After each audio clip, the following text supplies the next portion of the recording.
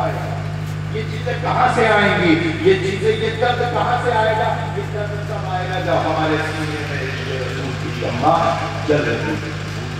رسول اللہ کی محبت جب دل میں ہوگی تب نا۔ ارے میں آپ سے کہوں کہ آپ اپنے گھر میں چائے بنا لیجیے تو آپ تبھی تو بنائیں گے ہے نا؟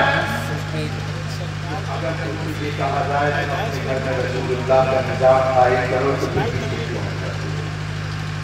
ہمیں آج وعدہ کرنا ہے اس 1500 سالہ جشن میں کہ ہم اپنے گھر میں رسول اللہ کا نظام نافذ کریں گے، اس لیے کہ ہمیں دنیا والوں سے مطلب نہیں، انہیں جانا، انہیں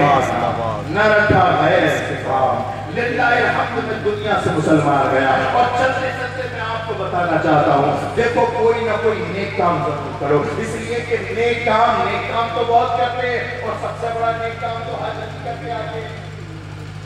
حاجی کی حج کرنے کے لیے گئے تو اگر کسی نے نام سے بلا لیا تو پورا رشوت والا تو جو ہے دوڑانے کے ساتھ ہمیں 5-7 لاکھ روپے کر سکتے، تم حاجی بھی نہیں کر سکتے۔ میرے کہنے کا مطلب یہ ہے کہ کوئی نیک کام کرو کہلوانے کے لیے نہیں، اللہ کی رضا کے لیے، اس لیے کہ حج کا ثواب نہ تو یہاں یہ دیں گے، نہ امام صاحب دیں گے، نہ کوئی دے گا، حج کا ثواب اللہ دے گا۔ اللہ کو لَكَنَ اللَّهَ لُحُومُهَا وَلَا دِمَاؤُهَا وَلَٰكِنْ يَنَالُهُ التَّقْوَىٰ مِنكُمْ۔ اللہ کو کوئی چیز نہیں پہنچتی،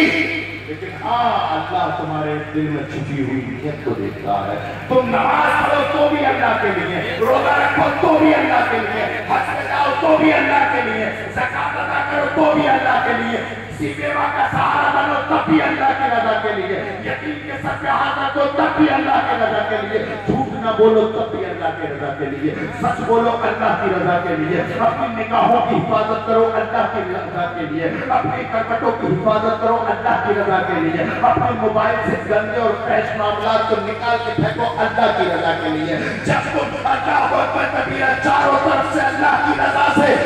جو ہے بھوم جاؤ گے اور اللہ کی رضا کی خوشبو سے معطر ہو جاؤ گے تو یہ تم قبر میں جاتے جاتے کہو گے، قبر میں لہرائیں گے تا حشر چشمے نور کے، جلوہ فرما ہوگی جب طلعت رسول اللہ کی